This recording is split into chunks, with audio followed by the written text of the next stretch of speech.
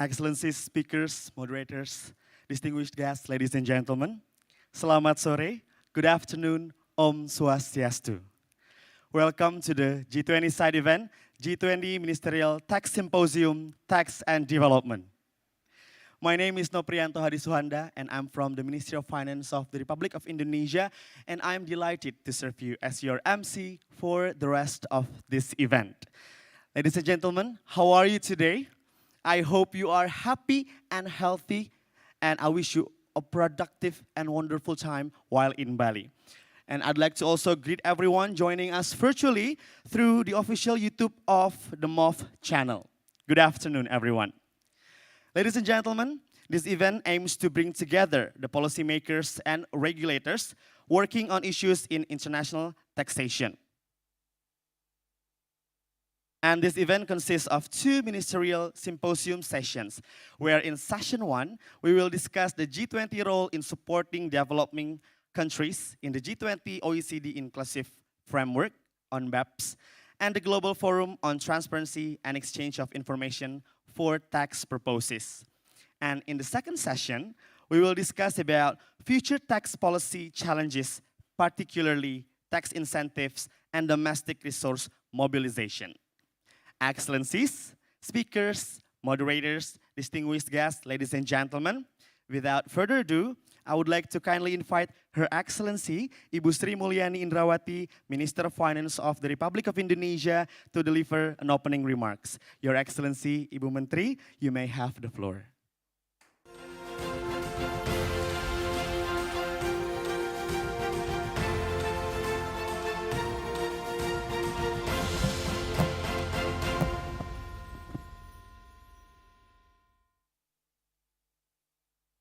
Very good afternoon to all of you. Good evening or good morning for those who participate from different part of the world through virtual.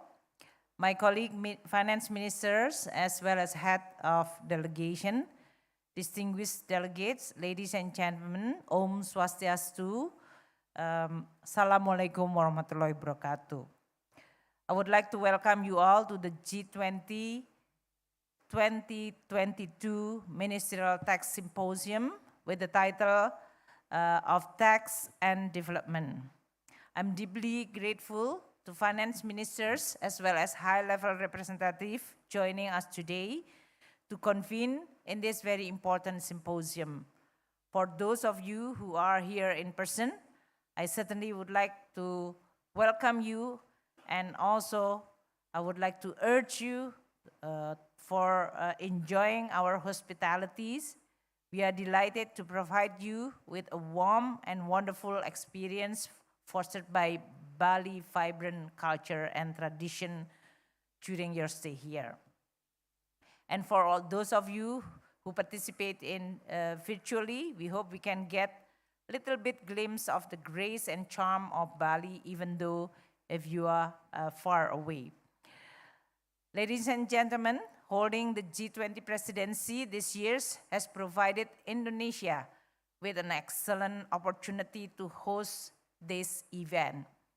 Today's tax symposium will bring together ministerial level policymakers as well as regulators working in issue in international taxation to address the G20 role in supporting developing countries in the G20 OECD Inclusive Framework on Base Erosion and Profit Shifting, or Beps-IF, and also the Global Forum on Transparency and Exchange of Information for Tax Purposes. It also aims to discuss future tax policy challenges, particularly tax incentive and domestic resource mobilization. The world that we are living today has become more complex than ever before.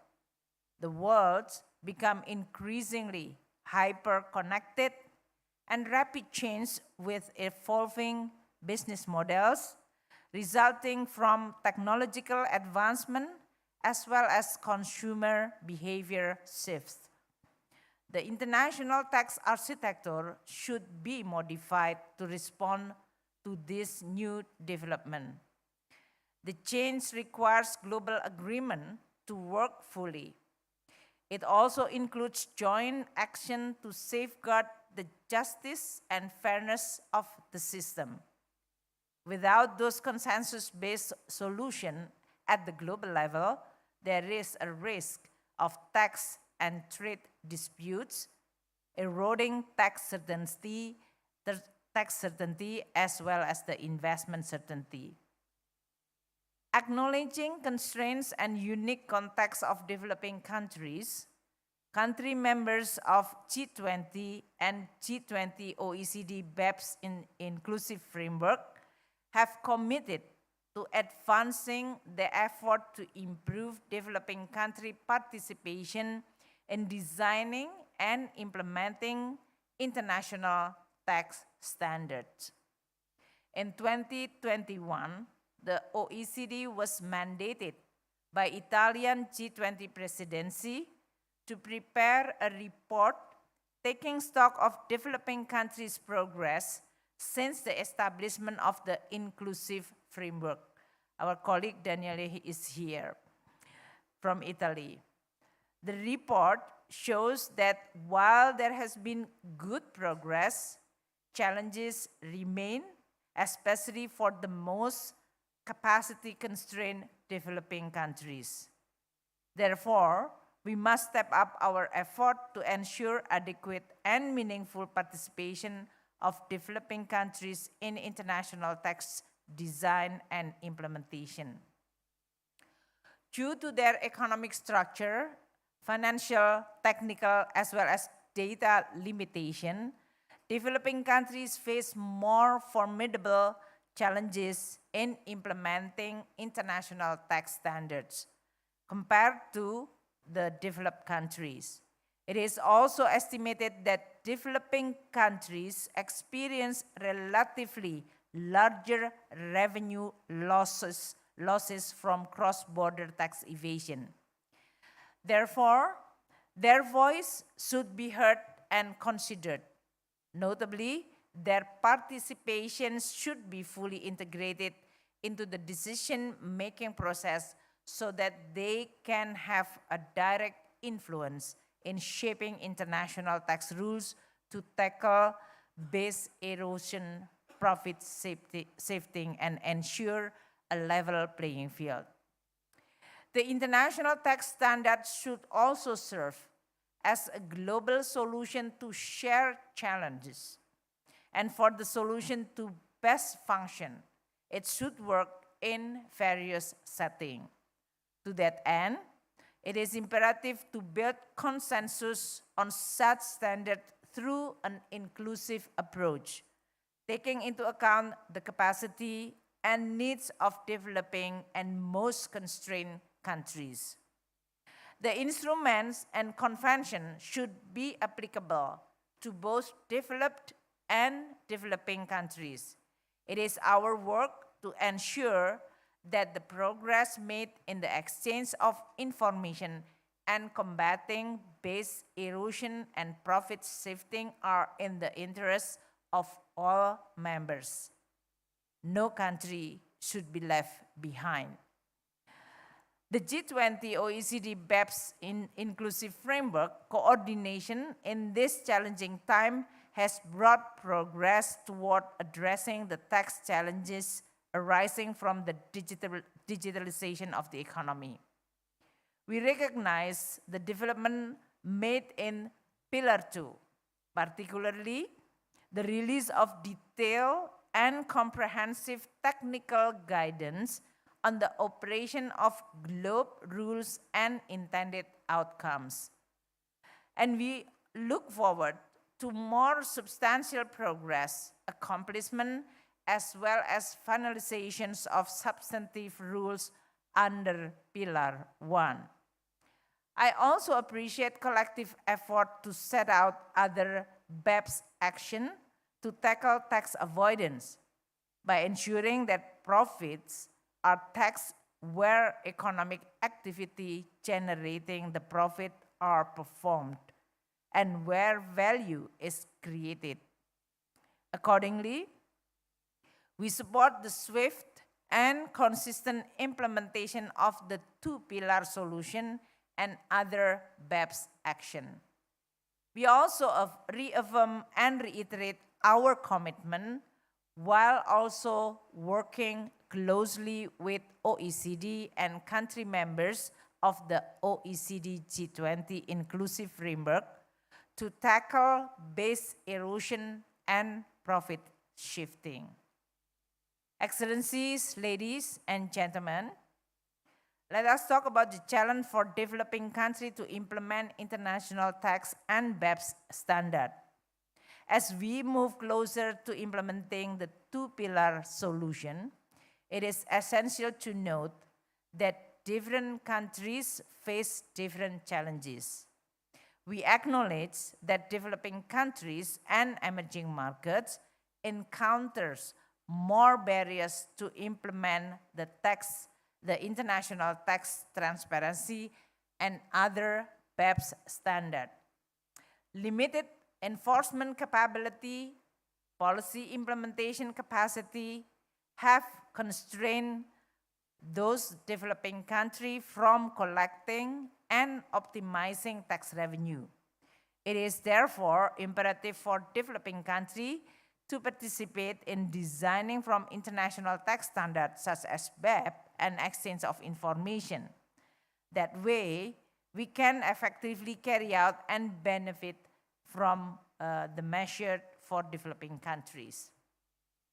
The COVID-19 pandemic has left more scars on developing countries in terms of their fiscal space, not least with debt, with servicing, that also creating additional limiting ability of government to collect and spend tax revenues. The work to build effective tax system in developing countries has never been more important today and must remain our sharp focus in the G20. While the G20 has supported greater inclusion of developing countries in the international tax system for many years, the pandemic adds urgency to ensure the international taxation and tax rule serve the interests of developing countries directly. It is also critical to ensure that outcomes translate into sustainable tax revenue to finance the development need. As we drift into uncharted territory post-pandemic, the global agreement to address the tax challenges arising from the digitalization of economy has posed another complex implication. It brings us challenges, and at the same time, it also presents us with new opportunity. Overcoming the challenges and harnessing policy levers would be necessary to raise new domestic resource mobilization, especially for developing countries. Excellencies, ladies and gentlemen, due to the tightening fiscal headroom, developing nations face more hindrance as the country revisit their tax policy option, such as source of untaxed income and effort to rationalize tax incentive. Testing that anticipated investment is worth the cost of the foregone tax. Within this context, Pillar 2 global minimum tax may imply a reduction in the pre-existing tax benefit. However, the minimum tax also imposes restriction on tax competitiveness, and developing nations may be able to raise more revenue under this framework without hurting their capacity to draw in foreign direct investment. From this perspective, the GLOBE rules can be a trigger to evaluate more tax incentive, particularly for developing countries, which is heavily rely on tax incentive in inviting foreign direct investment. Addressing challenges to achieve shared common goals require greater coordination at all levels. So today, we will set another step toward concrete deliverable to recover stronger and better. We encourage the G20 role to support work on tax and development, highlighting the importance of domestic resource mobilization.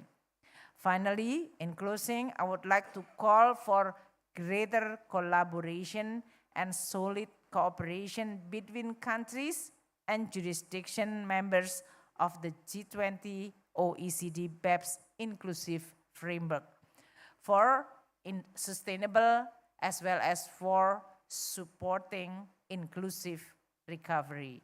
With this remark, I wish you all a very successful and fruitful deliberation.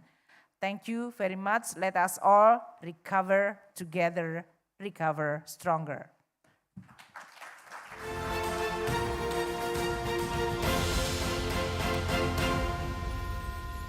Thank you very much, Your Excellency Bu Sri Mulyani Indrawati, for the opening remarks. Excellencies, speakers, moderators, distinguished guests, ladies and gentlemen, having listened to the opening remarks, now let's proceed to our next agenda, that is Ministerial Symposium Session 1.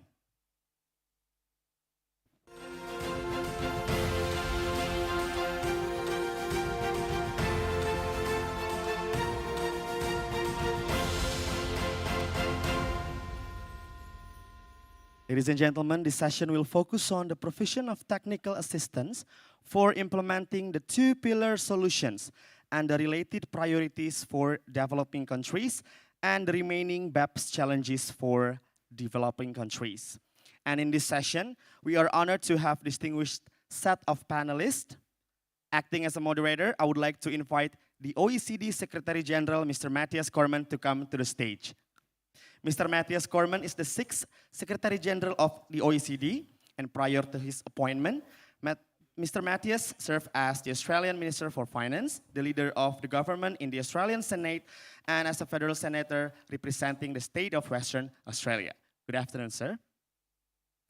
And for the first speaker, I'd like to kindly invite Minister of Economy and Finance of Italy, His Excellency Minister Daniel Franco, to come to the stage to join us. Minister Daniel Franco has been Minister of Economy and Finance since February 2021. And prior to that, Mr. Franco worked for the Bank of Italy, European Commission, and State Accountant General at Italy's Ministry of Economy. Good afternoon, sir. And for the second speaker, I'd like to kindly invite Minister of Finance and Corporate Affairs of India, Her Excellency Madam Nirmala Sitharaman. Minister Nirmala is a member of the Rajya Sabha and Minister of Finance and Corporate Affairs. And earlier, she had the charge of Ministry of Commerce and Industry and Ministry of Defense. Good afternoon, Madam. And for the last speaker, I'd like to introduce Financial Secretary to the Treasury, United Kingdom, the Honorable Miss Lucy Fraizer, who will join us virtually on a video in this symposium. And previously, she was appointed as a Solicitor General in March 2021. Now that all the speakers are on the stage, I am handing over this event to the moderator, Mr. Cormann. You may have the floor. Thank you very much.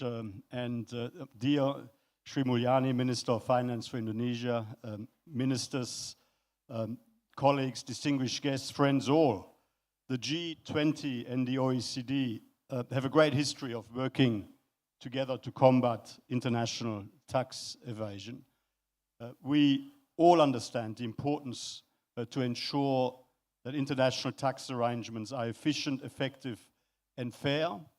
And we understand the importance of working closely on an equal footing with all countries, including and in particular developing countries, in reforming our international tax arrangements. Indeed, through the G20's leadership, both the Global Forum on Tax Transparency and Exchange of Information and the Inclusive Forum on Base Erosion and Profit Shifting are now truly inclusive, with a significant part of their memberships comprised of developing countries. The inclusive framework on base erosion and profit shifting now includes nearly 70 developing countries, and in fact, the majority of members of the Global Forum are developing countries. And developing countries have made important progress in implementing international tax standards. But this has helped secure substantial additional revenue to date.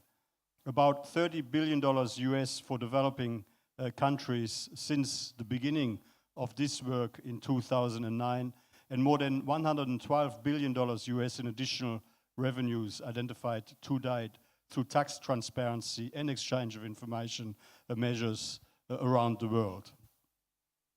Our Tax Inspectors Without Borders program on its own as a joint initiative with the UNDP has helped secure $1.5 billion US in additional tax collections across developing countries since starting its work in 2009. These are important resources which can be deployed by governments in developing countries for the benefit of their people. We all gain from better multilateral cooperation to close the net on tax avoidance and evasion. And the participation of lower income countries had a meaningful impact on the design of the two-pillar solution to address the tax challenges arising from the digitalization of the economy. And developing economies are also playing an important role in the development and implementation of the rules and instruments needed to bring in this important international reform, to bring it into practical effect. And this will be an important topic, of course, during the G20 finance ministers and central bank governors meeting over these next few days.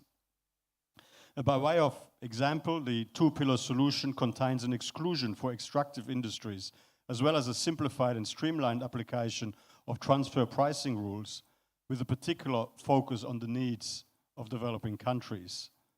These and a number of other features of the package responded specifically to concerns raised by developing countries during the negotiations on this important reform. Indeed, the strong ongoing input and engagement of developing countries is essential to strengthen the international tax system and to stabilize it for the future. While we've seen solid progress, challenges do remain to make sure all members of the inclusive framework can advance together. Last year, we delivered a report at the request of G20 finance ministers, which specifically examined the challenges faced by developing countries and which provided a range of recommendations. For example, only a limited number of developing countries currently have access to multinationals' country-by-country reports from abroad. Our report also showed that we need to accelerate progress on this aspect of the base erosion and profit shifting project, which would also help improve the quality of data on corporate taxation. We need to redouble our efforts to engage with regional partners more systemically and more deeply. The G20, of course, is championing regional programs such as the Asia Initiative, which where we had the Bali Declaration launched earlier today, and the Ministerial Declaration we signed earlier this afternoon, built on the successful model already used in other parts of the world. The endorsement by ministers will give a strong political impetus to the Asia Initiative and improve tax transparency across the region. And I'm pleased that the president of the Asian Development Bank, Masa Asakawa, is joining me in moderating the next session of today's symposium. Together we will soon launch a new OECD Asian Development Bank initiative to support developing countries in the Asia-Pacific region to engage with and implement base erosion and profit-shifting measures, including the two-pillar solution. The OECD Asian Development Bank initiative will give countries direct, regular access to technical specialists and to opportunities to exchange views with peers and share best practices. And will also serve as an additional channel for input into the ongoing discussions on implementing the two-pillar solution. Let me commend President Asakawa for his fantastic support of developing countries, tax policy and administration efforts through the Asian Development Bank's Asia Pacific Tax Hub, and for hosting regional consultation events with us to ensure that the voices from the region are fully heard in the design of the new tax rules. These efforts and wider G20 efforts like today's symposium will help to inform the roadmap for developing countries and international taxation that we are preparing for our next finance ministers and central bank governors meeting in October. With that, I would like to turn to our panel of ministers, Minister Daniele Franco, Minister Nirmala Sisaraman, and State Secretary of Finance Lucy Fraizer, who is joining us by video, to reflect on how the G20's work on international tax can further support and benefit developing countries. So Daniele, without any further ado, the floor is yours. Thank you, Matthias. Thank you for giving me the floor, and thank you to the Indonesian G20 presidency, and especially to Minister Sri Mulyani for organizing this ministerial symposium. I believe the global dimension of the international tax agenda requires the continued engagement and input on equal footing of all countries and jurisdictions participating into the multilateral fora. This symposium is an important occasion to exchange views on the status of our multilateral cooperation in tax matters and discuss actions to be undertaken to make the most out of developing country participation in this process. As Matthias just indicated, over the last 12 years, unprecedented progress has been made. The first initiative, the Global Forum on Transparency and Exchange of Information for Tax Purposes, now counts 168 members, all committed to implement the OECD standards to combat tax evasion. The OECD G20 inclusive framework on base erosion and profit shifting was initially only committed to implement the Beps minimum standard designed to fight international tax avoidance. It now counts 141 members, which are fully involved in the process of developing the two-pillar solution agreed in October, designing entirely new substantive tax rules. One of the reasons why this new agreement was defined as historic is precisely because it was reached with the active participation of developing countries. It was the first time that this degree of involvement was achieved. As a result, a number of important elements of the two-pillar package reflects explicit requests of developing countries. Nevertheless, there are still some issues currently under discussion that are highly relevant for low-income and lower-capacity countries. For instance, the simplified application of the transfer pricing rule to baseline marketing and distribution activities, and a new treaty-based rule for withholding tax at source in relation to certain payments.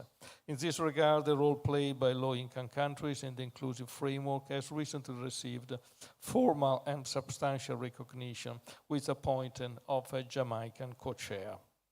The expectation is that the new governance of the inclusive framework will contribute to make developing countries fully aware of the benefits they can derive in terms of increasing tax revenues, domestic resources mobilization, and sustainability of their tax systems.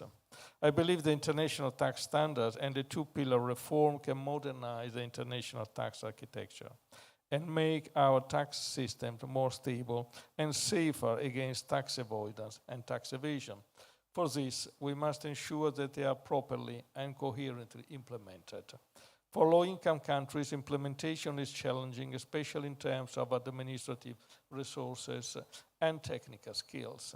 This is clearly highlighted by the OECD report on developing countries and the OECD G20 inclusive framework on Beps, delivered last October to the G20 finance ministers and central bank governors.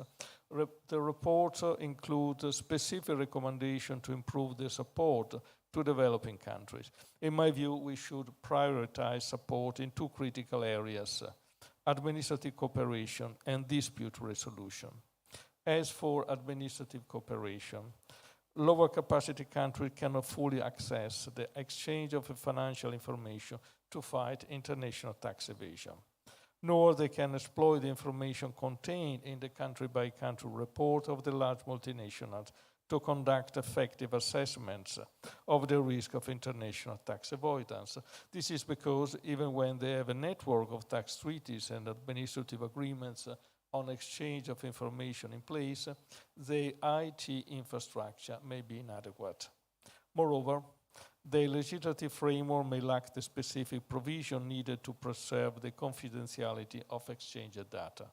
Therefore, it is crucial to provide the assistance necessary for the development of appropriate IT infrastructure and the upgrading of the relevant internal administrative procedures. The second critical area is the lack of efficient dispute resolution mechanisms that are instrumental to improve tax certainty. In turn, tax certainty is key to attract foreign investments. Further developments of the legal instrument needed for the proper functioning of administrative cooperation and enhancing capacity in the tax treaty implementation could support the ability of developing countries to improve dispute resolution through mutual agreement procedures. In this respect, two further aspects deserve attention. First, the development of taxpayer compliance programs may help increase in trust relationships between tax administration and taxpayers and prevent tax audit and related disputes. Second, the enhancement of technical expertise in specific areas where the risk of disputes is higher, like transfer pricing, will significantly contribute to a quicker and more efficient dispute resolution in the context of the mutual agreement procedures. Hence, developing countries need technical assistance. In this respect, several tools can be used, training programs, on-site assistance through experts, and e-learning. The OECD Global Relations Program and OECD UNDP project Tax Inspector Without Borders have achieved good results in keeping tax officials from developing countries with knowledge and skills in different matters. In the context of this initiative, the experience of the Italian tax administration is positive.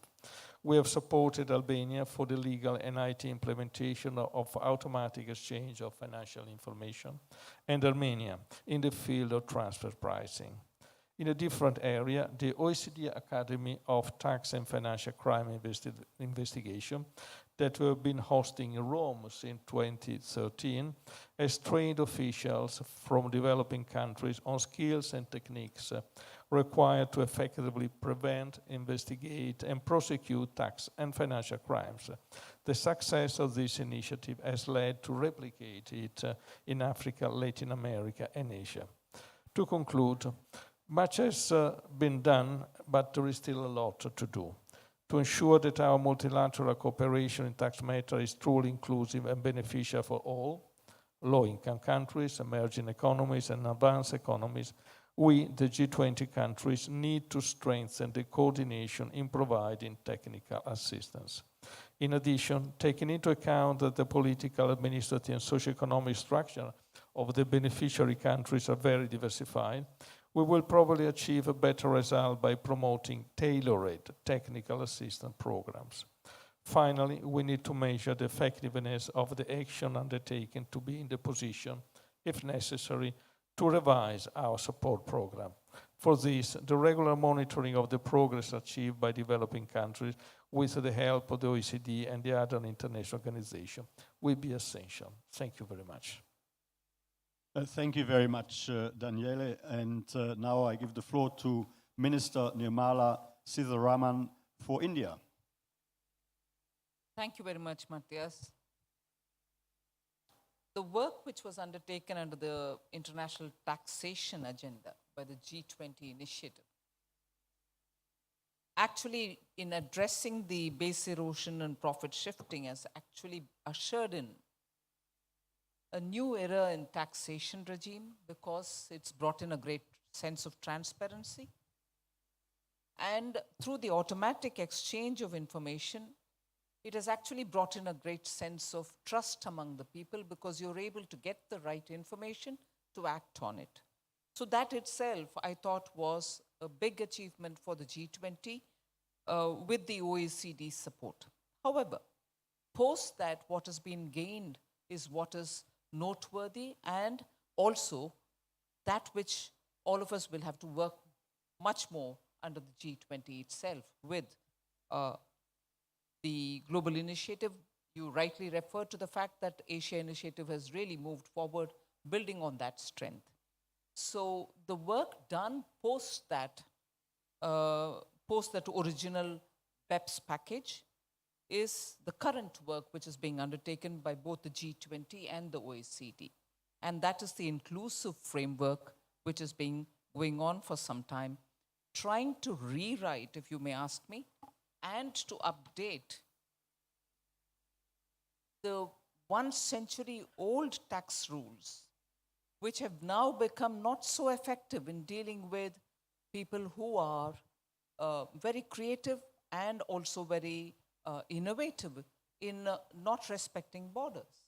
As a result, you've reached a stage where this work, which has been undertaken by OECD G20, becoming very relevant, and I am happy also to see that the technical work on the 2-pillar solution, which was given by last October, and all of us have readily agreed to be part of it, by drawing the broad contours, and since then also getting into seeing what the details can be. Now, the 2-pillar solution is a great blessing because we are now bringing in greater sense of transparency into it and also giving a formulation with which we can go forward, where the solution proposed and also being implemented at the global level is really significant. There are administrative issues which have to be taken up because between countries, there are inter-country variations. And within countries, the variations also affect in its implementation. And therefore, there is a strong need for broad-based capacity building to be made up and also guidance on the novel changes being brought in and about through the proposed 2-pillar solution, which all of us want to implement. So there would also be a need for additional technical assistance as the proposed 2-pillar solution is envisaged to coexist as an overlay to the existing international tax rules. Now, the important point is tax transparency. In the area of tax transparency, considerable progress has been made with the automatic exchange of information in respect of financial accounts, while over 100 countries have committed to exchanging financial account information under the common reporting standards. There are some jurisdictions which are yet to commence exchanges of information under this framework. And again, I refer to earlier in the day, the attempt to bring in all the Asian countries to participate is a great step forward. And these and several other jurisdictions which are not yet part of the framework will have to be brought in. Herein lies one work agenda for the G20. I would think it is for the G20 to play the role of a catalyst in encouraging these jurisdictions to become part of the automatic exchange of information. And this mechanism, because it can strengthen global efforts against offshore tax evasion and avoidance. So on tax transparency, there's also one particular work agenda or work to do by the G20. A related point is our investigations have shown that numerous layers of entities are often set up by tax evaders to conceal their unaccounted assets. Though the automatic exchange of information framework provides for a financial account information to various jurisdictions, tax evaders, being smart, explore other avenues to shift their unaccounted wealth through investment in non-financial assets. And that's where, again, a second point of action for G20 will come up. I call upon the G20 because while the development of crypto asset reporting framework is underway, I call upon the G20 to examine feasibility of an automatic exchange of information in respect of other non-financial assets beyond those covered under the CRS, like immovable properties as well. A third point of concern, again about transparency with some achievement, is the exchange of country by country reports filed by multinational entities. They become important tools because these are the tools with which various jurisdictions are able to act on BEPS related matters. They help in assessing the risks of BEPS, particularly in the area of transfer pricing. However, again, many jurisdictions are constrained because they do not have the capacity to use these country by country reports. And because they do not have the capacity to use these country by country reports, which are very, very good, effective tools, you end up having people or countries or jurisdictions receiving these reports but not being able to effectively put them to use. And therefore, I would think it is necessary for many jurisdictions which are constrained by their capacity to meet the requirements of the standards to participate in the CBC regime to be given that kind of a hand-holding. So work needs to be done, particularly on capacity building and for providing technical assistance to these countries so that they benefit from the country by country reporting framework. So those are work to do for G20. I suppose it's important to identify and get into some kind of a mode in preparing for it. I welcome the recommendation of the report on the developing countries and the OECD G20 inclusive framework on BEPS, which advocates for a broad and systematic inclusion of developing countries in the inclusive framework. In respect of these proposed two-pillar solutions, the G20 must play an important role by providing support and nudging jurisdictions towards consensus while ensuring that the whole process is truly inclusive with an active involvement of developing countries in the relevant governance structures. It's heartening that developing countries make up almost 1/3 of the membership of the inclusive framework. However, there is a need to ensure that the developing countries are able to effectively participate in the negotiations as well. Resource constraints and the limited capacities to participate in the discussions at the inclusive framework need to be addressed to ensure that membership of the developing countries result in their needs and concerns being articulated and heard. And that truly is the inclusive framework. So we need to have their voices heard as well. I call on the G20 inclusive framework to support the active participation of all members in the finalization of the technical aspects of the two-pillar solution so that we can ensure a fairer, a sustainable, and an inclusive tax system which results in meaningful revenue for the developing countries. In the development of these rules, the concerns of the developing countries must be addressed, particularly the need for a broad STTR and an appropriate amount B. By STTR and by amount B, I refer to the subject to tax rules, and also amount B shall provide an agreed margin, agreed formula for for the baseline marketing and distribution activities. So we need to have their inputs and include them, particularly because these rules will affect them. Both these rules should come into effect simultaneously. There's no way in which they can be implemented separately because the effectiveness will be lost. And in fact, one leads to the other.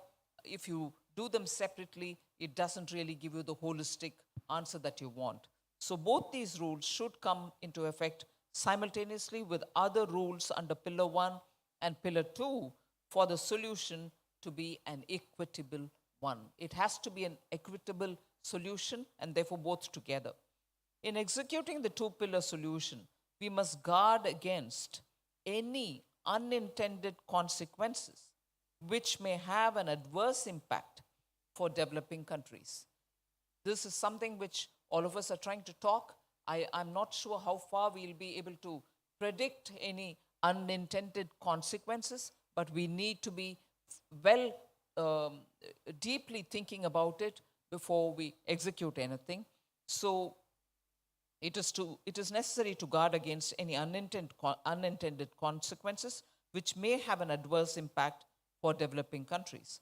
We shall continue to work for the strengthening of international cooperation for a fairer, transparent, efficient, and effective global tax system that supports and empowers the developing countries in their efforts to mobilize resources. Thank you. Thank you very much, Numala, for those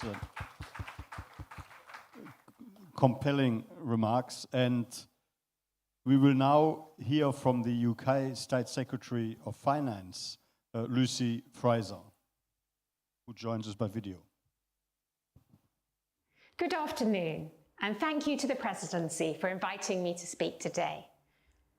Allow me to begin by saying that the UK shares with the Presidency the belief that tax and development issues deserve their place high on the G20 agenda. As we know, COVID-19 has placed an immense fiscal strain on low-income countries. Nearly a third of low-income countries are now in debt distress, and another third are at high risk of debt distress. Compounding the issue, the IMF estimates losses in developing countries from tax avoidance by multinational companies may total up to $200 billion per year, much needed revenue at this time. Boosting tax revenues, including international tax revenues, is an essential part of the solution, and we are ready to play our part. The UK recently published our International Development Strategy. The core of our development approach is to build deep partnerships with countries. These partnerships will not be founded on aid, though our commitment to it remains absolute, but on patient, long-term friendship that offers expertise and evidence founded on the UK's economic, scientific, security, and diplomatic strength. Our expertise and analysis shows how important it is for development that countries can benefit from global tax rules. We are already a leader in this field. Her Majesty's Revenue and Customs Capacity Building Unit currently provides support to 11 countries on transparency issues, helping them to meet international standards and benefit from them. The Two-Pillar Agreement is a historic achievement to reform the international tax framework. The UK has played an active role and is fully committed to their implementation. And that includes Amount B, which aims to simplify and streamline the application of the arm's length principle to baseline marketing and distribution activities. We know that implementing these rules in practice will bring some challenges, particularly for developing countries. That is why we are asking the G20 to ensure developing countries can access the assistance they need to effectively implement the pillars and benefit from the new framework. This includes identifying where tax incentives could be designed more effectively to take account of Pillar 2 rules, as well as promoting sustainable economic growth. The UK has dedicated experts in HMRC working on planning and scoping the UK's support offer for developing countries on the pillars. I urge other G20 members to provide support where possible, either via financial assistance or by providing technical expertise. Global and regional coordination will also be needed to ensure support is well targeted and impactful, building on the success of Tax Inspectors Without Borders and the Platform for Collaboration on Tax. Whilst the Two-Pillar Agreement is a great achievement, we must also maintain momentum on addressing the wider challenges developing countries continue to face when implementing OECD Beps standards to ensure all countries can effectively tackle tax avoidance and increase domestic revenues. Vital to doing so is improving developing countries' access to country-by-country reporting, which will facilitate more effective risk assessment of transfer pricing and Beps risks. Feedback from developing countries shows that the two main barriers to accessing CBC reports are meeting the Automatic Exchange of Information standard and introducing CBC legislation. The UK will work with all interested countries to find solutions to these barriers. Areas worth considering include assessing the most appropriate security standard for CBC and whether CBC legislation is essential where there are no parent entities in a jurisdiction. The UK would welcome further discussions on these issues in the G20 in coming months. I know that there is a long road ahead to put these plans into practice. We have in this room the willingness, and now we must look to the action. Thank you.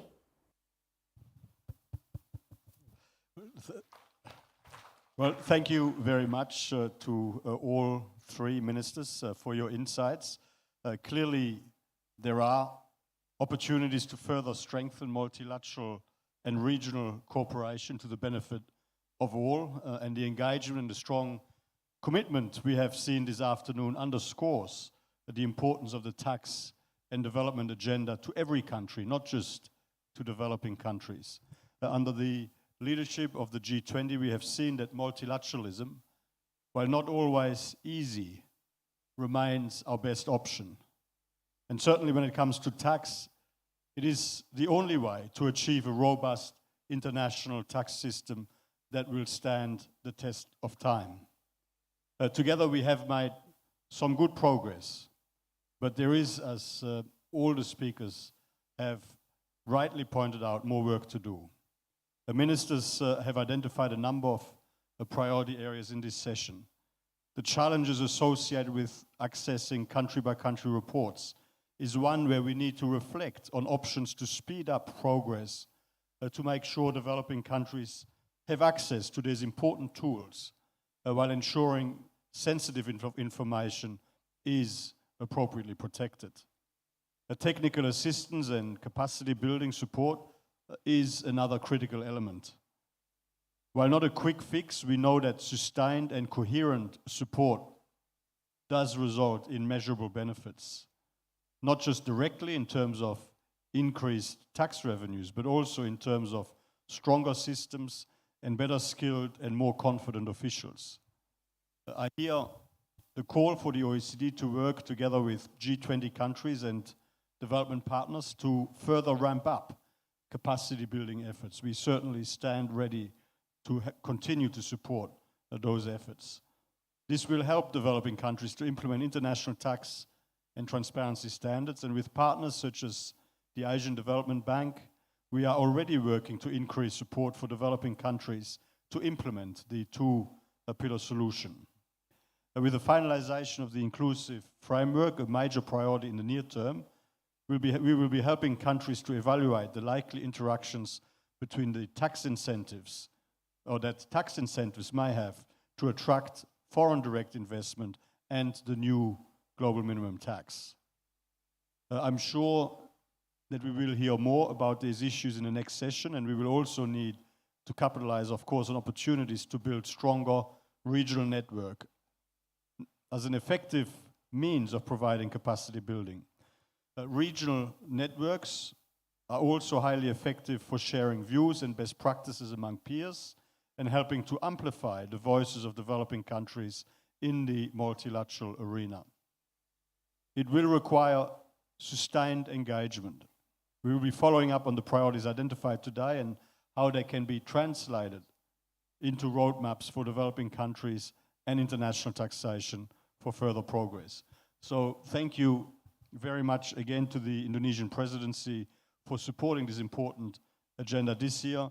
I very much look forward to working with the Indian presidency to continue to make progress next year, and thank you very much all for your participation in this session, and I hand the floor back to the MC.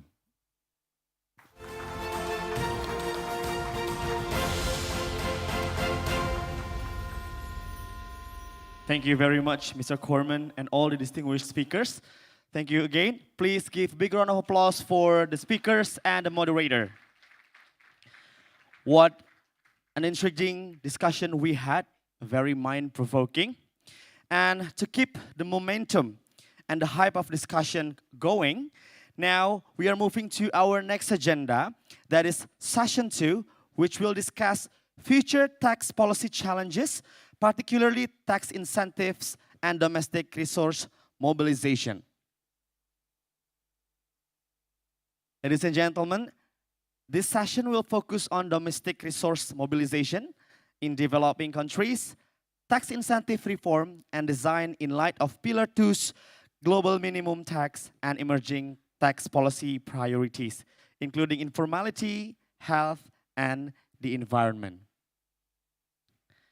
Ladies and gentlemen, on behalf of the committee, once again, would like to welcome you to the God Island, Bali. It's been a very utmost pleasure, opportunity for the government of Indonesia to welcome you here in person. It's been 2 years since the pandemic of COVID-19 hit in 2022. And now we're here together to embody our motto of recover together, recover stronger. Ladies and gentlemen, and in this session, we will also have several distinguished speakers. Thus, I would like to kindly invite the first one, acting as the moderator, Mr. Masatsugu Asakawa, the President of Asian Development Bank. Please come to the stage to join us. Mr. Asakawa is the President of Asian Development Bank and the Chairperson of ADB's Board of Directors. President Asakawa was elected President by ADB's Board of Governors in 2020. Before joining the ADB, President Asakawa served as Special Advisor to Japan's Prime Minister and Minister of Finance, and he has a professional career that spans nearly 4 decades in diverse fields such as international finance, development, and taxation at the Ministry of Finance. Good afternoon, sir. And for the first speaker, I would like to invite His Excellency Sir Sunichi Suzuki, Minister of Finance and Minister of State for Financial Services of Japan. Please come to the stage. Mr. Suzuki is the Minister of Finance and Minister of State for Financial Services since October 2021. Minister Suzuki is serving in the House of Representatives as a member of the Liberal Democratic Party with constituency of Iwate 2nd District. Good afternoon, sir. And for the following speaker, would like to invite His Excellency Minister Lawrence Wong. His Excellency Lawrence Wong is the Deputy Prime Minister and Minister of Finance of Singapore. He is also a Member of Parliament for Marsiling TGRC. He co-chairs the Multi-Ministry Task Force on COVID-19 and is Deputy Chairman of the Monetary Authority of Singapore. His Excellency Wong is also a member of GIC Board, the Future Economic Council, the Research, Innovation, and Enterprise Council, and the National Research Foundation Board, and co-chairs the Singapore-Shanghai Comprehensive Cooperation Council. Good afternoon, sir. And for the following speaker, would like to kindly invite His Excellency Minister Enoch Godongwana, Minister of Finance of the Republic of South Africa, to come to the stage. Minister Godongwana was appointed Minister of Finance of the Republic of South Africa in August 2021. He holds an MMC degree in Financial Economics from the University of London and is a member of the National Executive Committee of the African National Congress since 1997.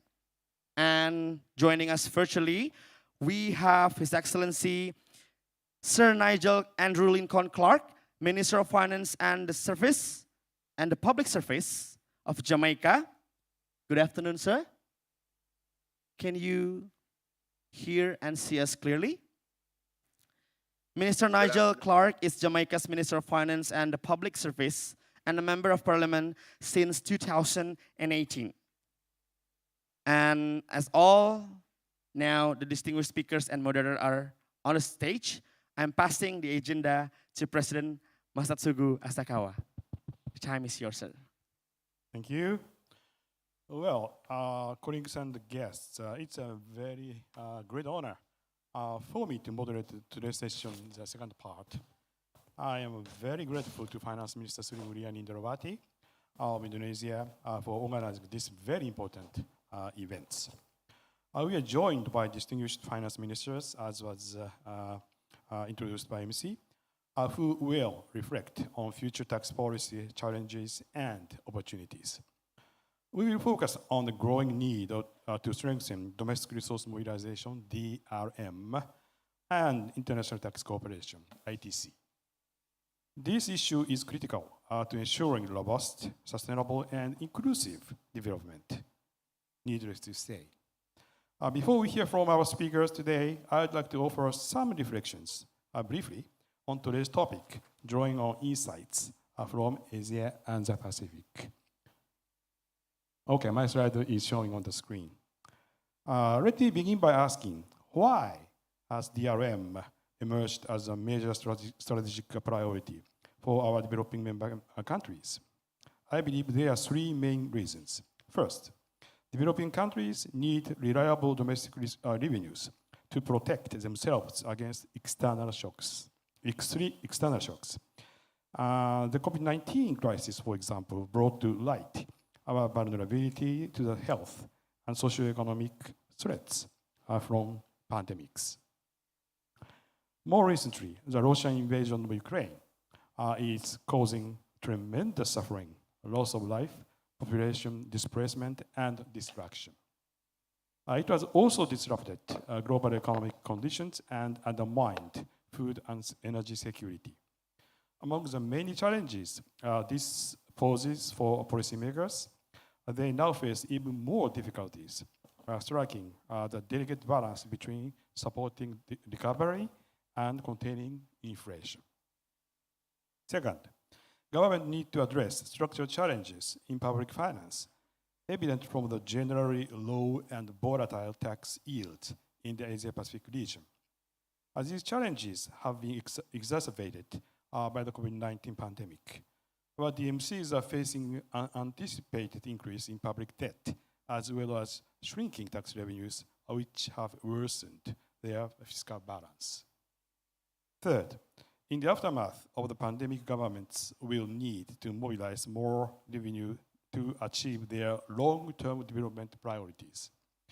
This revenue must increasingly come from domestic resources rather than too much reliance on external financing that creates unsustainable debt burdens. Many governments face challenges to strengthening DRM in order to meet these three critical needs. They are also struggling to find the best timing and sequence to implement reforms, especially with the current volatility in the global economy. Let me turn now to one crucial area where government can work together to improve DRM, the implementation of rules and policies under Pillar 2. As you know, developing economies rely heavily on corporate income tax revenue and often have effective tax rate, or ETR, well below the internationally agreed minimum of 15%. This is due to their practice of granting tax incentives to attract foreign direct investments, or FDI. This would mean that under the global anti-base erosion rules, part of this additional income would be taxed elsewhere. The coordinated introduction of Pillar 2 could lessen the stress on every government, to attract FDI through tax incentives. Under Pillar 2, multinational enterprises, MNEs, will pay corporate tax at least as the agreed minimum tax rate, even if profits are subject to lower tax rate in the country where they are generated. Pillar 2 could also enable developing countries where subsidiaries of MNEs are located to raise a fairer share of tax revenue through the so-called Qualified Domestic Minimum Top-Up Tax, QDMTT. At the same time, Pillar 2 will increase the relevance of non-tax factors that are variable drivers of competitiveness. To attract FDI, developing economies will need to make structural improvement in areas such as infrastructure, education, health, and robust institutions. I do encourage governments to act decisively on these approaches under Pillar 2. Let me turn now to 3 other areas where we can strengthen DRM. First, with a large informal sector, developing countries' economies can find more effective ways to tax economic activity, especially in developing Asia, where tax revenue is generally low and informality widespread. Second, regions like developing Asia can draw valuable lessons from countries that have already adopted environmental tax and pricing instruments. And third, collective health taxes on alcohol, tobacco, and unhealthy foods can deter consumption that has adverse health and social outcomes. Now, so let me end by highlighting the Asia Pacific Tax Hub, which ADB launched last year to support the efforts of our developing member countries to improve DRM and enhance ITC. Through the Tax Hub and other initiatives, ADB stands ready to work with you to help ensure strong domestic resource streams. This will allow developing countries in our region and worldwide get back on the path to strong and lasting growth. So I very much appreciate your interest and the cooperation in these efforts. Thank you very much for your kind attention. Now, I'd like to ask the distinguished speakers to make a presentation in sequence. So first, I'd like to give the floor to Mr. Shunichi Suzuki, Minister of Finance of Japan.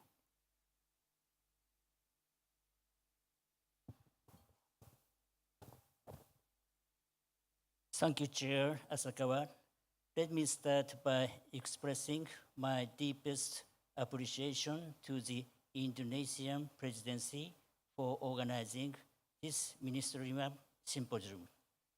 The theme of this symposium, tax and development, has been one of the top priorities for Japan. The G20 OECD inclusive framework on Beps was launched in Kyoto in 2016, chaired by this session's moderator, Mr. Asakawa. GIF opened the door for developing countries to participate in designing international tax standards. Its membership has expanded from 82 to 141 countries.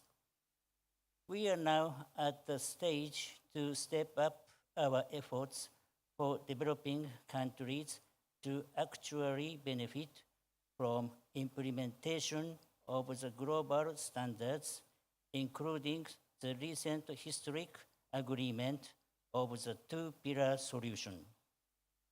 To this end, Japan has been supporting developing countries' efforts to mobilize domestic resources through financial and personnel contributions to international organizations such as the OECD, IMF, World Bank, and the ADB.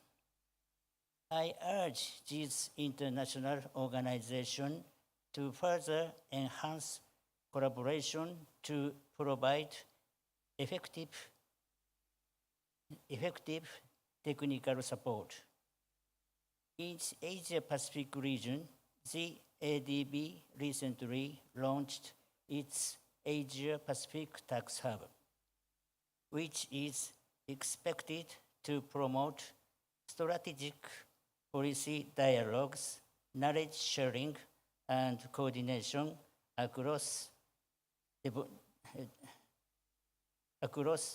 development partners. I would also stress that developing countries have an important role to play. All countries need to maintain sound public finances, and robust domestic resource mobilization is an integral part to preserve fiscal sustainability. As exemplified by the COVID-19 pandemic and the Russian invasion of Ukraine, each government also needs to secure sufficient fiscal buffers to address economic uncertainties. Furthermore, implementation of the global minimum tax, namely Pillar 2 of this international tax reform, could have important impacts on each country's tax policies. With this in mind, developing countries need to continuously review their tax system. In particular, I believe that the following points should be taken into consideration in formulating future tax policies. First, as the race to the bottom will be alleviated through the global implementation of Pillar 2, domestic corporate income taxation could be reconsidered to ensure a fairer tax burden on global enterprises. This could include dealing with tax avoidance through implementing international rules agreed under the Beps project. Second, as Pillar 2 will limit the room for tax incentive to attract foreign investment, their effectiveness should be tested thoroughly. Ineffective tax incentive in terms of their policy objectives should be reformed or terminated. Third, tax administration should continue to be enhanced to promote tax certainty as well as to address tax avoidance. Tax administration with high levels of transparency and predictability is an advantage in attracting global businesses. Tax transparency should also be enhanced through timely and effective exchange of information. I have just joined the signing ceremony of the Asia Initiative held before this symposium, and I hope the initiative further promotes tax transparency in the region.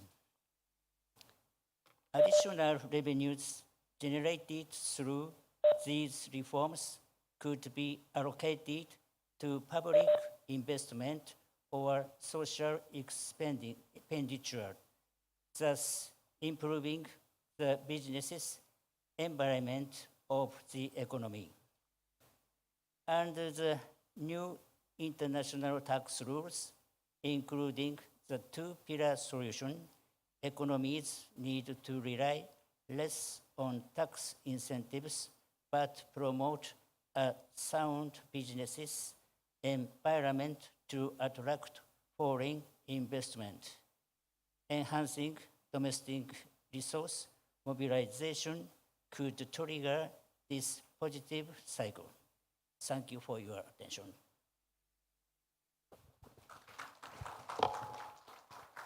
Thank you. Thank you very much, Mr. Suzuki, for your very comprehensive presentation, including some concrete policy advice under Pillar 2 for developing countries. Next, we would like to hear from Mr. Lawrence Wong, Deputy Prime Minister of Singapore. Lawrence, please. Thank you very much, Chair, fellow ministers, distinguished guests, ladies and gentlemen. I'm very happy to join you today for this G20 Ministerial Tax Symposium. We meet under circumstances of great uncertainty and fragility for the world in dealing with the effects of COVID-19, of war and economic slowdown and inflation. And under these difficult external conditions, I think it's more important than ever that countries get their domestic policies right. And certainly an important, or perhaps the most important domestic policy is taxation, as well as domestic resource mobilization. But I also hope that we look at taxes not just in terms of dollars and cents or revenue collection, but really as part of a system of not just collection but spending. It's part of an overall fiscal system, and that fiscal system has to reflect a country's priorities and its values. What should the country spend on across, how should it allocate resources across a wide range of competing demands, and what's the best way to raise revenues in order to spend or to allocate resources in a sustainable and responsible manner. But on the whole, and within that context, effective and well-designed tax policies, including incentives, formulated with the long-term perspective in mind, certainly can make a difference to a jurisdiction's growth and development and help developing countries attain the sustainable development goals.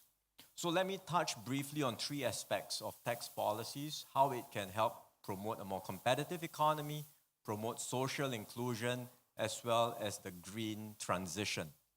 First, on how tax policies can help to promote a strong and competitive economy, as well as growth for a country, which is, I think, a starting point for all countries.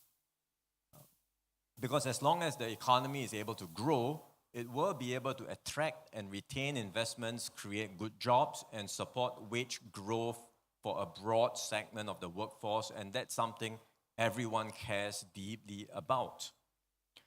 Here, certainly tax policies will need to support investments in the economy.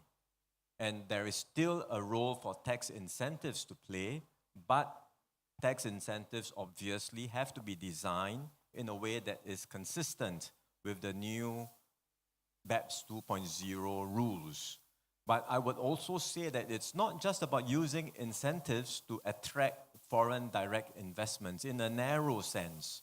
I think tax incentives should be looked at in the broader perspective of how it can support investments more generally in innovation, in productive activities, or even in R&D. So in promoting the supply side of the economy. More importantly, it's about going beyond tax incentives and strengthening non-tax competitive factors in order to attract investments and grow more substantive economic activities within the country. So if designed and implemented well, tax incentives will not be at odds with efforts to improve domestic resource mobilization. In fact, tax incentives that are well designed can contribute to more local investments, more business spending, more good jobs being created, and sustained wage growth in the economy. Second, tax policies can also be used and should be used to promote greater social inclusion. And this goes beyond just using tax policies to tax the better off and redistribute to benefit the lower income groups. It's really about how the tax and spending system in the economy is part of a fair and progressive system. In Singapore, we've taken great pains to go about doing this. We sustain a fiscal system of about 18% of GDP in terms of taxes and spending. And we ensure that as a system, it is a fair and progressive one. Meaning to say, a household at the bottom 20% in Singapore, for every dollar of tax that they pay, they receive $4 of benefits.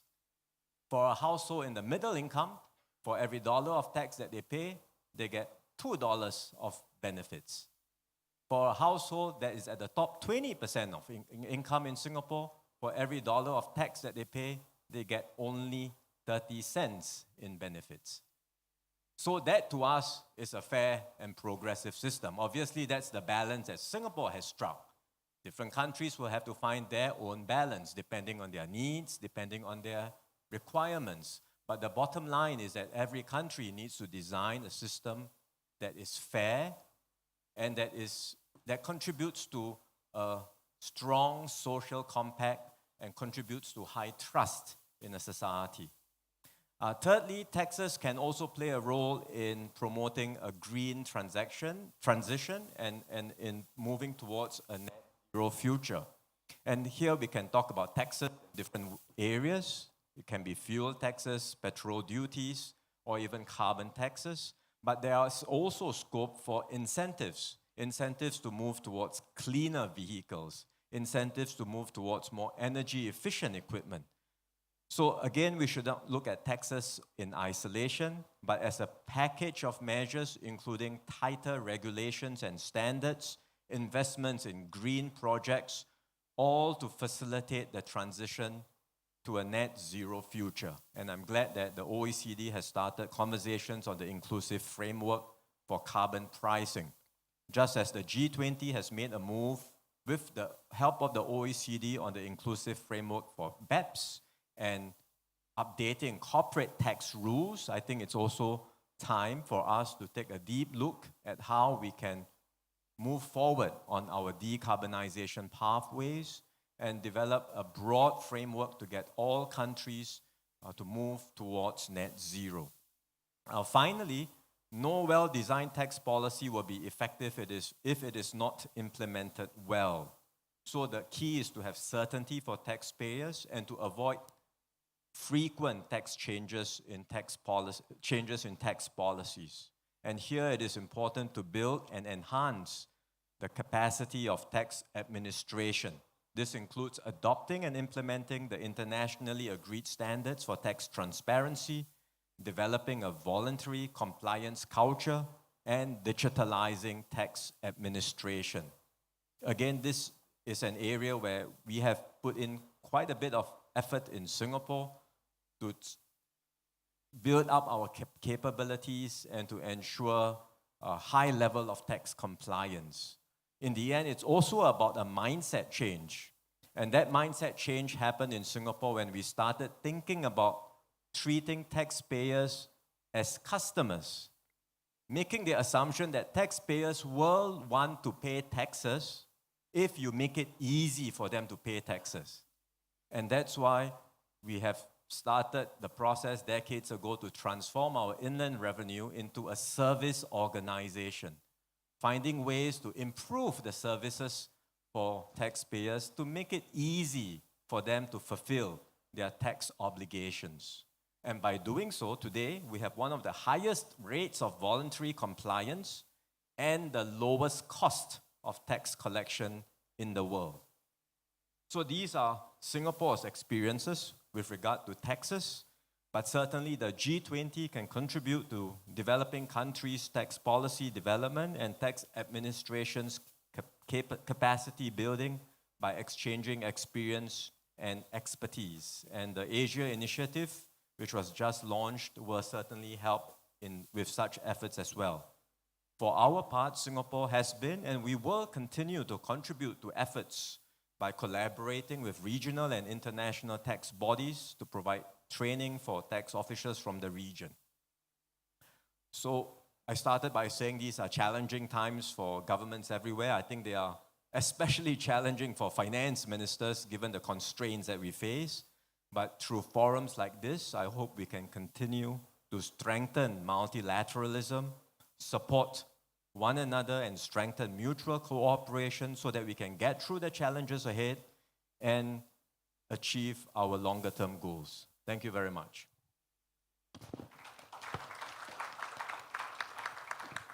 Thank you, Lawrence, for presenting many things, including the various aspects of the role of tax incentives, tax policies, and so on. Thank you very much for that. Next, I'd like to give the floor to Mr. Enoch Gonugana, Minister of Finance, South Africa. Please. Thank you. Thank you, Program Director. I think I want to characterize my intervention in terms of broad three broad areas. The first one is the challenges of domestic resource mobilization in the context of difficult economic times. I'll comment on the global impact of the global minimum tax rate, tax incentives on South Africa, and then conclude by looking at what I would call some behavioral taxes which are intended to change how society behaves. Two of those will be in relation to climate change and health issues. South Africa, like all emerging markets and developing economies, faces substantial pressures to both expand and improve the quality of service to the public, with health and education being the most pressing of all these challenges. This is in the context of an economy which, since the global financial crisis, have not been able to emerge successful for a number of reasons. Of course, some of them our own goals, which were exacerbated by the pandemic and subsequent to that, to the war in Ukraine. As a result of all of these challenges, we've seen increasing expenditure, which has continued to outstrip revenue over a number of years. The government tried to respond to this by raising different kinds of taxes and using all the available instruments. Collection marginally increased performance below expectations due to disappointing economic growth. Despite these increases, the impact was very minimal, and as a result of the challenges I've made to what I've called the own goals, which has been the hallowing of institutions. We've had a period of that, which impacted on the revenue agents as well. But since then, we've made improvement in changing the revenue agency. In terms of our tax policies, then, we've realized that the design of corporate tax regime can be enhanced to promote growth. To achieve that objective, we're working towards broadening the tax base and lowering the tax rate. And we've started doing that this year. We've lowered the corporate income tax by 1%.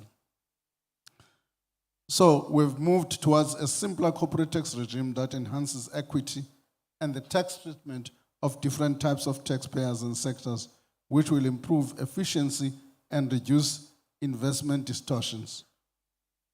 Our aim is to evaluate at least one existing incentive per year, and we have recently announced a review of the depreciation allowance. Doing so will enable us to reduce our corporate tax rate this year to achieve a revenue-neutral outcome. Coming to the global tax rate, I'm excited about the proposal for a global minimum corporate tax known as Pillar 2. This proposal will encourage countries to evaluate their tax incentives. We have started considering if and how this will affect South Africa's tax policy design in future. I can assure you that this is no easy task, as there's a lot of detail in Pillar 2. We do not think that Pillar 2 will have much of an effect on current incentives, given that South Africa does not have any tax holidays. However, there's an industry-specific investment allowance that we'll need to consider in more detail. Given the complexity of this area and the importance of understanding Pillar 2 for all countries, I would like to urge the OECD to assist developing countries to understand how Pillar 2 may affect them. The OECD could assist countries by preparing a number of case studies with real examples from selected countries showing if and how the design of a particular tax incentive, when combined with the minimum effective tax calculation and the economic substance carved out, and how this fades out over time and is likely to result in an investing company paying top-up tax to each country of residence. We would be happy to offer any of our incentive as a case study.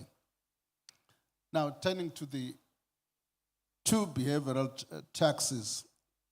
In terms of climate change, moving to climate change, this is becoming more accepted as the largest environmental market failure facing the world today. The impacts of climate change are already being felt by the most vulnerable nations and communities. I've made reference this morning in South Africa to the devastating floods we've had in April in one of our regions, displacing about 4,000 people and more than 400 died. South Africa has also made an ambitious pledge to reduce our emissions in the National Determined Contribution Commitments under the Paris Agreement for a period of 20 to 25 and 2026 to 2030. The AFDB has done a calculations that I've never bothered to do the calculation, but what is interesting is that those commitments for South Africa amount to about $64 billion in current in prices. So this commitment requires a peaking of our greenhouse gas emissions in 2025 and rapid decline in emissions by 2030, compatible with the 1.56 temperature goal. This will be done in transition that is just for our people. To achieve the NDC, South Africa introduced a carbon tax in June 2019, which will play an important role in bringing down emissions and meeting our NDC commitments. As part of a package of policy measures, including carbon budgets and sector policies, this will help to promote cost-effective mitigation and will go a long way in nudging South Africa onto a sustainable, low carbon and economically competitive growth path. We also see a strong role for tax in guiding the public towards the healthier decisions.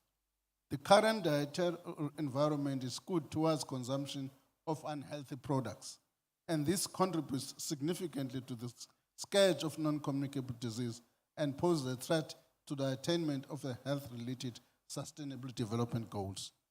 Fiscal intervention, specifically excise tax, can play a key role in creating incentive to reformulate and reduce consumption of targeted products identified as dietary risk factors in a cost-effective manner.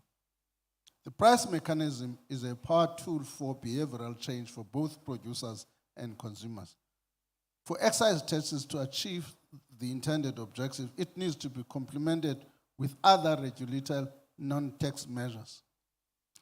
The added benefit of implementing health-related excise taxes in the short to medium term is to raise extra revenue to government.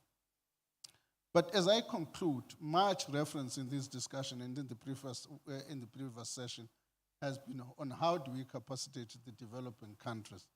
The key question we should think about, how is that capacitation going to be changed? What is going to be the role of the affected developing countries?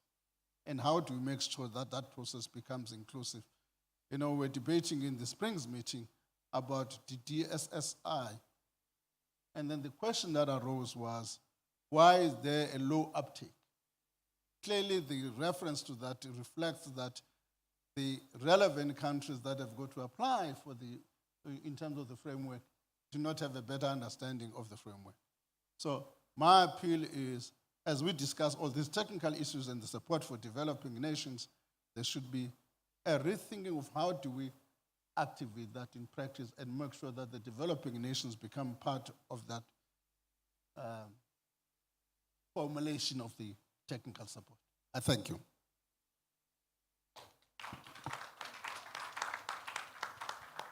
Thank you, Minister Golowana, for a couple of very practical advice and especially your questions about the real effect, impact of Pillar 2 on FDI and tax incentive is well noted. Thank you. Then the final speaker is Mr. Nigel Clark, Minister of Finance, Jamaica. He is joining us from Jamaica virtually. Nigel, please. First, I'd like to thank our Indonesian host and Finance Minister Sri Mulyani for inviting me to speak today. and to President Asakawa and my colleagues in the symposium for coming together to discuss this important issue. In Jamaica, global events of the past few years, including the COVID-19 pandemic, the impact of the war in Ukraine, and trade tensions, have created enormous challenges. This is true for all economies, but for developing countries, we have felt the impact much more acutely. As Minister of Finance of a developing country, I need to take into account and assess a wide range of policy trade-offs in trying to balance domestic revenue mobilization with initiatives to attract investment to our economy and at the same time manage commitments on international tax matters. Addressing the impact of climate change and reaching the sustainable development goals more generally becomes a more urgent concern with each passing day. Jamaica has participated in several fora regarding the implementation of the SDGs and has formed strong alliances with our developed country partners. Achievement of the SDGs and domestic resource mobilization is front and center of our development map. However, while we are proud of the strides that we have made, the pandemic has highlighted the urgency for us to find ways of financing our attainment of the SDGs, taxation being at the epicenter of this financing strategy. While Jamaica is an island, the events of the past years show us that no country can thrive in isolation, and in particular, no country can protect its sovereignty in tax matters without a multilateral and inclusive approach to tax cooperation. Often, small countries, including those in the Caribbean region, sometimes feel that we're not a part of the conversation, even if we sit at the same table with larger economies. But the issues that Jamaica faces in the Caribbean on tax issues, fighting tax evasion, guarding our tax base against avoidance by multinational enterprises, ensuring that our tax agreements are not abused to produce double non-taxation, are similar to those faced by OECD and G20 countries. We all have common interests, and Jamaica's commitment to the OECD G20 inclusive framework process is based on the belief that together we can build an international tax system that serves all of our interests and addresses areas of legitimate concern from a diverse group of members. In this endeavor, it is an important fact that a large proportion of inclusive framework members are developing countries or are emerging economies. A stable international tax environment can only exist where all our voices are heard and where we have the opportunity and support to implement the new rules in practice. This is why it was a priority, and I relish the opportunity to convene a ministerial dialogue last November to continue the discussions on tax and development and consider the recommendations set out in the OECD's report to the G20 last October.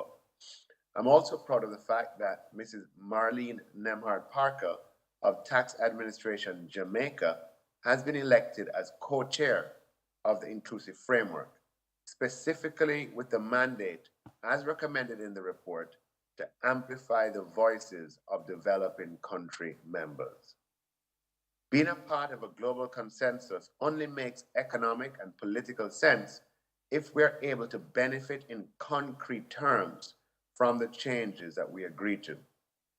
To do this, we need help to build capacity, to understand, to ensure that our populations understand the policies being debated, to analyze their impact on our domestic circumstances, and to effect the legal frameworks and to implement the changes in practice. We have discussed today the question of tax incentives. For Jamaica, as for most countries, we have brought in policies designed to attract investment. These range from reduced taxation for certain industries to special economic zones, to lowering withholding tax rates on payments that reduce our tax base. The global implementation of a minimum corporate tax provides an opportunity to re-examine some of those tax incentives and potentially bring in our own domestic minimum taxes to collect some of that revenue for ourselves. Similarly, the consensus reached on the application of value-added tax to e-commerce is a real achievement of the inclusive framework, and the implementation of the rules can lead to significant revenue increases for small, in particular for small island developing states. There's much focus on the reallocation of taxing rights under Pillar 1 of the Inclusive Frameworks Agreement, but we should not forget the importance of a simplified approach to the application of the transfer pricing rules for low-capacity countries, which is also a part of the agreement.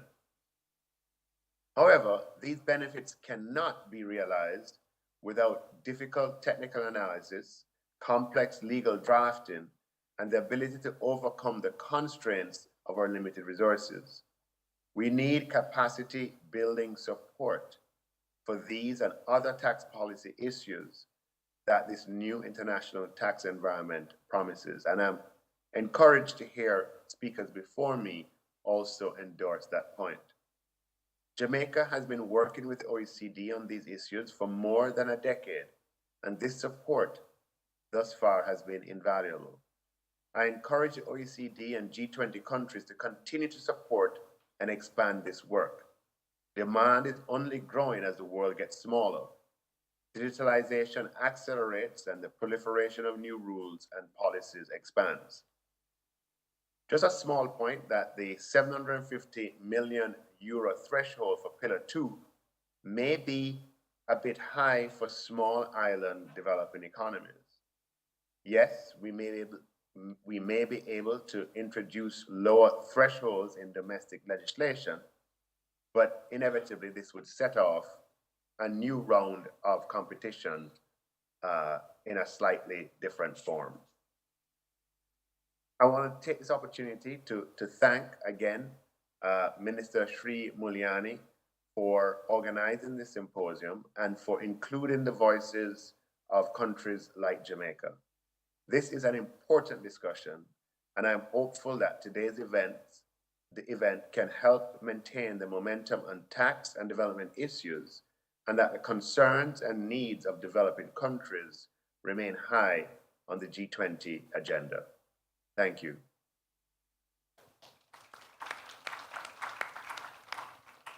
Thank you so much, Minister Nigel Clark. Okay, and many thanks to our distinguished speakers for joining this session too. Let me try to wrap up. I would say opportunities to further strengthen domestic resource mobilization, or DRM, and international tax cooperation, or ITC, will depend on each country's circumstances. First, as highlighted by Minister Suzuki of Japan, the global implementation of Pillar 2 can alleviate tax competition and the so-called race to the bottom on corporate tax rates, ensuring a fairer tax burden on multinational enterprises.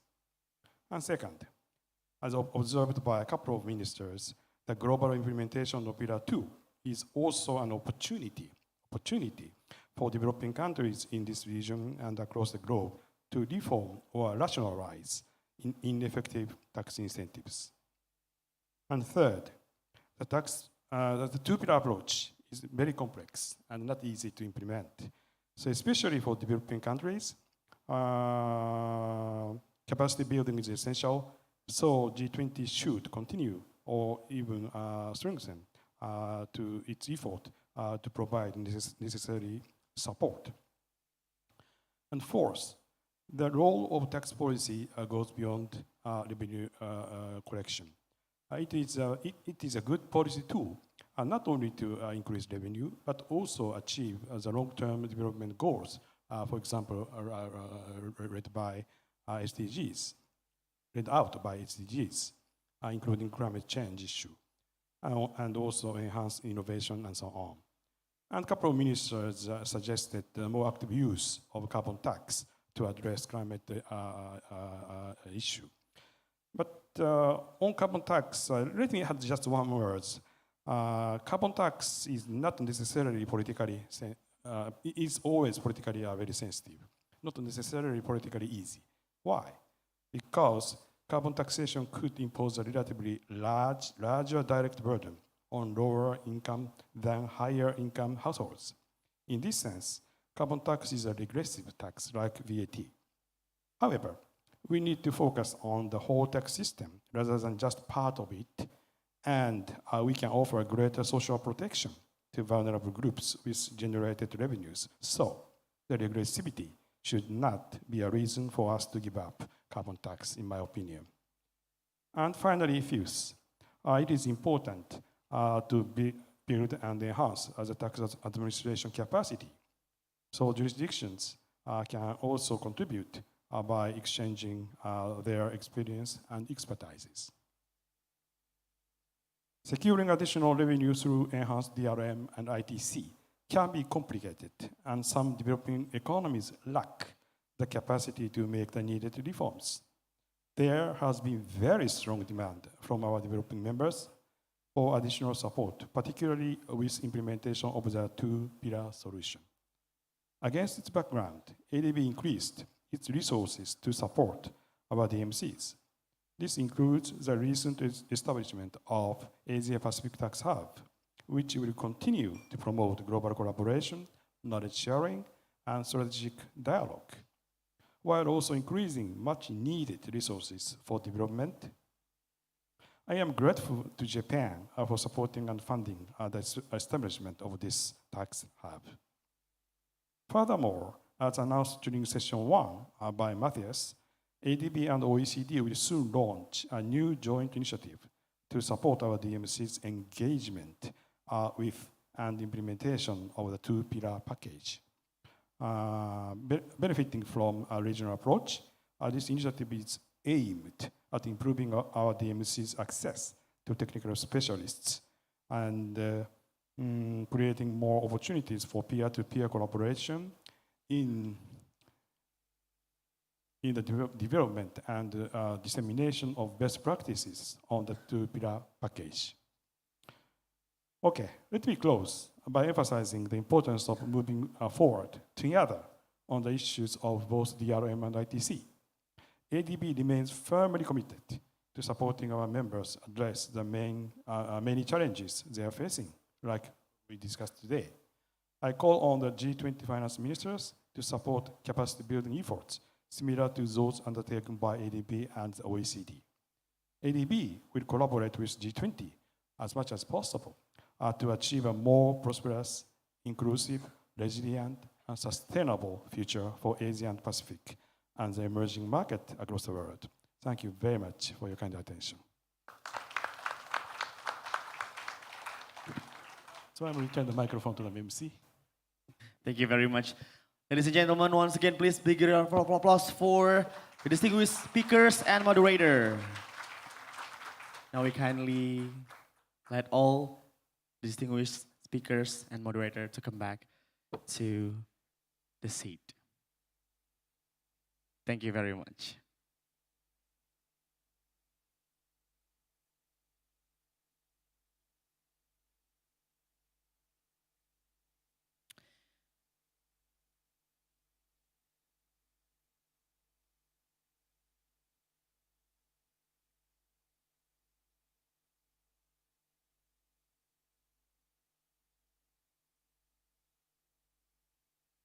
Now, Excellencies, distinguished guests, ladies and gentlemen, proceeding to our next agenda to conclude this wonderful event, I would like to kindly invite Mr. Febrio Kacaribu, the Chairman of Fiscal Policy Agency, Ministry of Finance of the Republic of Indonesia, to deliver the closing remarks.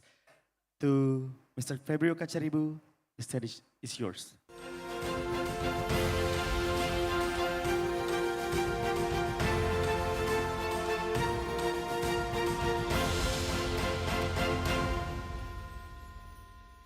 Excellencies, distinguished finance ministers, head of delegations, ladies and gentlemen. Good afternoon, good evening, good morning. I'd like to begin by thanking our panelists, Your Excellencies, Minister of Economic and Finance of Italy, Minister of Finance of India, UK Financial Secretary to the Treasury, Minister of Finance and Public Service of Jamaica, Minister of Finance of Japan, Deputy Prime Minister and Minister of Finance of Singapore, Minister of Finance of South Africa, for the excellent and compelling presentations. I would also express my deep appreciation to the moderators, Your Excellency, Secretary General of the OECD, Matthias Cormann, President of the Asian Development Bank, Masasugu Asakawa, for their leadership at this symposium, animating their sessions and fostering a spirit of collaboration and partnership. As importantly, I would like to thank all distinguished participants and congratulate you. Without your suggestions and contributions, this symposium would not have been a success it was. I do hope that the symposium has fulfilled our expectations. Excellencies, distinguished finance ministers, head of delegation and colleagues. As Your Excellency, Minister of Finance of Indonesia mentioned in the opening remarks, global challenges require global cooperation, and different country situations require different responses. In particular, reform of international tax arrangement should take into account the role and needs of emerging and developing countries. In these past 2 hours, we have demonstrated once again how international cooperation should facilitate meaningful dialogue across nations to tackle the complex challenges we are facing today. I would first like to share some main key takeaways of today's exchanges. Increasing the role of international tax system to further promote the inclusion of developing, emerging countries, broaden consensus to assist developing countries in maximizing the mobilization of domestic resources, are the common interest across the G20. The two pillars solution highlighted by Minister Sri Mulyani and throughout the seminar is the cornerstone of a sustainable international inclusive tax agenda. Addressing digitalization and improving the exchange of data are key to support a quality multilateral approach of taxation. Our approach on taxation definitely contributes to quality multilateral dialogue, which is valuable in light of the current macroeconomic and geopolitical challenges. Now allow me to highlight a couple of additional more specific issues to further stimulate our work to reach shared goals. In the first session, we noted significant progress on the international tax agenda through the G20 with respect to Beps and automatic exchange of information. However, we also acknowledge that improving inclusion and developing countries' participation in the framework is necessary for those countries to fully reap the benefits from Beps actions and tax transparency agendas. We discussed ways for the G20 and other stakeholders can further support developing countries to enhance those benefits, such as capacity building and technical assistances. We recognize that effective and active participation of developing countries in the international tax fora, including in the Beps inclusive framework, should be strengthened. Accordingly, we managed to identify key priority areas for supporting the implementation of the international tax standards, including Beps measures, AOE, and the two-pillar international tax packages in developing countries. There are several areas of interest that can focus on and go further together to support developing countries to ensure the effective implementation of the international tax standards. We found that access to information, mutual agreement procedure, and tax administration improvement are some important issues affecting the effective implementation of the international tax standards. From the second session, we learned embracing tax policy challenges in the future should mean addressing tax incentives and domestic resource mobilization. Thus, we acknowledge that improving the tax system to finance developments remains a major priority for developing economies. Notwithstanding the foregoing challenges, we understand the role of the tax policy goes beyond revenue collection. Tax incentives have been critical support to spur investment in substantive economic activities.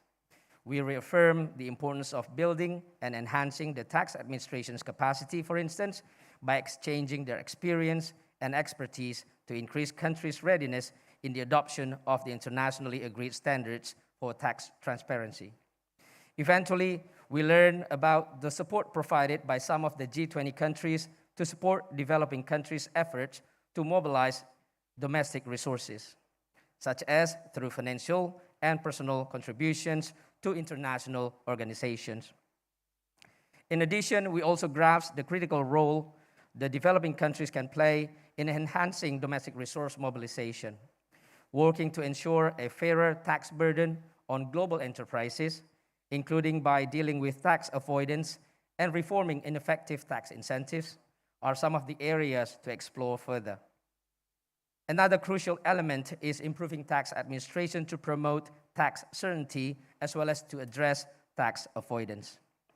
Finally, we have identified opportunities for increasing developing countries' capacity, especially those with highly constrained capacity. That way, the countries can substantially participate in and gain benefits from progress in international tax standards. I'm looking forward to the deliverables of this symposium will be incorporated into the G20 OECD roadmap for developing countries and international taxation, building on the developing countries and the G20 OECD inclusive framework on Beps report. Therefore, our work today could pave the way for developing countries' improved capacity. It also presents opportunities to take forward the recommendations to concrete steps to improve the tax system. Finally, on the behalf of Committee of the Tax Symposium 2022 and the Indonesian G20 presidency, it has been a pleasure and honor to host all of you. We hope that our services are well received and hospitality is to your liking. We wish you a very pleasant stay here in Bali, and I'm looking forward to meeting you again on various occasions during the Indonesia G20 presidency. Thank you very much.